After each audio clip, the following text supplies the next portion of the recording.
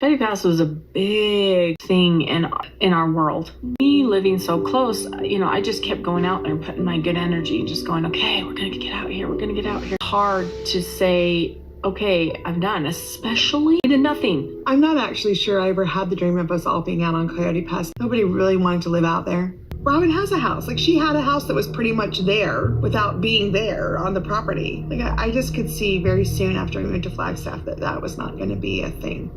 I've been watching Sister Wives for 6 years, not because I'm obsessed with the Brown family's personal lives, but because I care about what this show reveals about polygamy. The lifestyle might look harmless on the surface, but it often hurts women, children, and even the young men who are pushed out of their communities. Many of these families grow up believing that the only way to reach heaven is through plural marriage.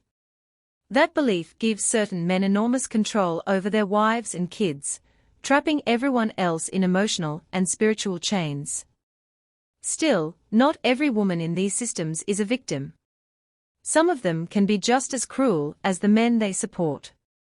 This week's episode proved that again. Robyn Brown, for example, continues to show her manipulative side. She hides behind a sweet, poor me act, but her actions tell another story. After Garrison Brown's heartbreaking death, it became even clearer how toxic this dynamic really was. Garrison had been pushed away by his father, criticized by Robyn, and treated like a problem just for being honest. For years, Robyn stirred up trouble between Kody and his older sons. She often complained that the boys were rude or disrespectful, painting herself as the victim while quietly fueling Kody's anger. She used guilt, emotional tears, and self-pity to keep Kody on her side. Garrison and Gabriel were labeled the troublemakers, but they were really just reacting to the growing tension and favoritism they saw every day. The truth is, Robyn never treated Kody's older kids as children who were hurting. Instead, she saw them as rivals. She held grudges against kids who didn't immediately accept her, and she expected them to act like adults who owed her respect. That's not how parenting works. When children act out, it's often because they are confused or anxious, a reflection of the chaos around them. In this case, those kids were watching their father drift away to build a new life with Robyn, leaving them behind emotionally. Robyn has always divided the family, setting up an us versus them situation. When Hunter didn't accept her right away, she blamed him.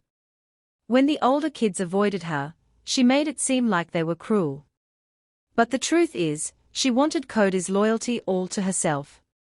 She made him believe that the rest of his children were ungrateful and disrespectful, while she and her kids were the real family. Then there was her reaction to Coyote Pass. In this episode, Robyn cried again, not over people, but over land. She mourned the sale of empty, unused property, as if it were the death of a dream. She called it a symbol of our family, even though she did nothing with it for years. Her tears weren't for love or loss, they were for control. It was her way of clinging to the fantasy of a united family that never really existed. To make things worse, even in her sadness, she still referred to Kody's children as his kids, not our kids. That says everything. For all her crying and self-pity, Robyn has always seen herself and her children as separate and superior. Her actions show she's not mourning the family's breakup, she's mourning the end of her power over it. It's strange to see someone who's supposed to be a stepmother refuse to treat her husband's children as her own. Robyn has been Kody's legal wife for more than 10 years, yet she never calls his kids our kids. She always says your kids, creating a clear line between her family and his. It's like she doesn't want to see them as part of her world. That choice isn't just casual, it's deliberate. Every time she says it, she reminds everyone that Kody's other children don't belong to her. When Robyn and Kody talk about moving or buying a new house, she keeps repeating the same words, your kids. She claims she wants space for their children to visit, but she doesn't say it with warmth. She says it as though they are outsiders who might stop by, not family who deserve love. In reality, there's already enough room for those kids to visit if they wanted to.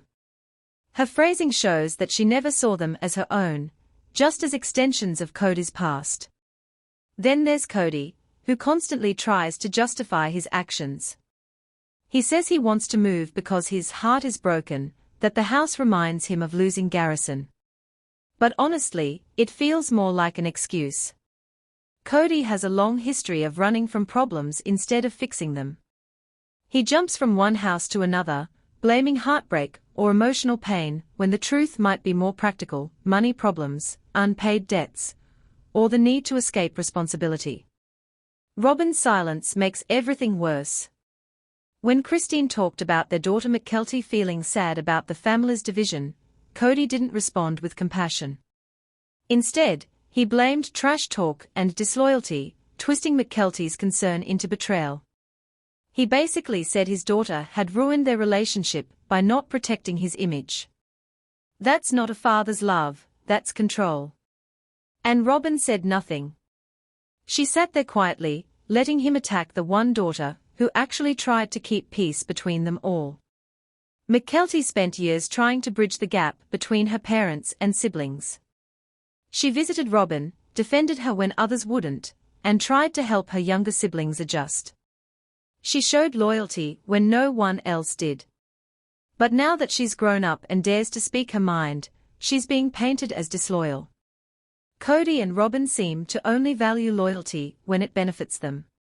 Once someone stops agreeing with their version of events, they are suddenly the enemy. Even more disturbing is how they use affection as a tool. Their love seems conditional, only given when their children stay obedient and silent. Mykelti, who once defended them, is now discarded for daring to express pain after Garrison's death. That loss changed her deeply, yet neither Kody nor Robyn shows her empathy. They talk about moving on as if grief is an inconvenience. Later, Robyn again refers to your kids while talking about creating space for them in a new home. She even mentions Truly, but everyone knows Truly doesn't visit because she doesn't feel wanted. It's not about lack of space, it's about emotional neglect. Cody and Robyn never made her feel loved or included. They treat her like a guest, not family. Kody only seems to care about Truly now because of legal pressure. Around this time, Christine was suing him for child support and visitation rights. Suddenly, Kody's talking about having a space for Truly. But it doesn't sound like love, it sounds like strategy. Just like everything else in this family, it's performative. It's not about reconnecting with his daughter, it's about saving face and protecting his image. In the end, both Kody and Robyn show the same pattern: separation, denial, and control. They don't build families, they build walls, and then pretend they are protecting what's left. All of this happened just before Kody got taken to court for child support, custody, and even paternity. The timing feels very suspicious. Suddenly, he starts talking about making space for Truly and pretending to care about her. It's not out of love, it's convenient. He's trying to look like a caring father right before legal trouble begins. It's calculated, not heartfelt. When Robyn and Kody discuss the idea of a new house, Robyn's reaction says everything. She rolls her eyes when Truly's name comes up, as if she's annoyed by the thought. Her focus isn't on rebuilding family bonds, it's on getting a bigger house. The conversation quickly turns from family to square footage. For Robyn, it's never about love, it's about luxury. She wants more space, more comfort, more things to show off. During their talk, Kody tries to sound like a good husband, saying things like, "Let's find the home you want." But it's clear he's just trying to keep her happy. Robyn responds like she's in charge, saying, "Well, if I'm happy, everyone's happy." Then she lists what she wants: more space for her business, space for the grandkids, and even a separate area for Truly. It's all about control and convenience, not connection. Kody agrees because he knows that's the only way to keep her satisfied. What's ironic is how much money they spend on appearances while pretending to struggle. In this episode, Robyn was wearing a $3,000 watch, a small but clear reminder of how their priorities work. They spend freely on luxury items while ignoring the emotional wreckage around them. Their family is breaking apart, but they care more about real estate and image than relationships. Kody's behavior shows that he's desperate to please Robyn. He knows that keeping her happy means spoiling her, bigger homes, expensive gifts, constant reassurance. It's not a marriage built on love or equality, it's a performance built on manipulation and ego. Robyn uses her emotions to control him, and he uses money to keep her from leaving. The saddest part of all this is how cruelly they treated Mykelti. After everything she did to support them, she was thrown under the bus. Robyn didn't defend her. Kody twisted the story to make Mykelti look ungrateful and disloyal. It's painful to watch because Mykelti was one of the few who actually tried to keep the family together. Instead of appreciation, she got silence and betrayal. This episode really stripped away Robyn's mask. Her tears, her shy wife act, all of it feels fake now. What's left is someone cold and calculating, who uses pity to get what she wants. Watching her ignore the pain she's caused and chase after bigger houses makes her look heartless. Cody and Robyn's actions in this episode say more than their words ever could. Their relationship runs on greed, control, and self-interest. They've lost touch with empathy, loyalty, and love, and the people suffering most are the ones they keep pretending to care about. Make sure to like, subscribe to the channel, and share your thoughts in the comments.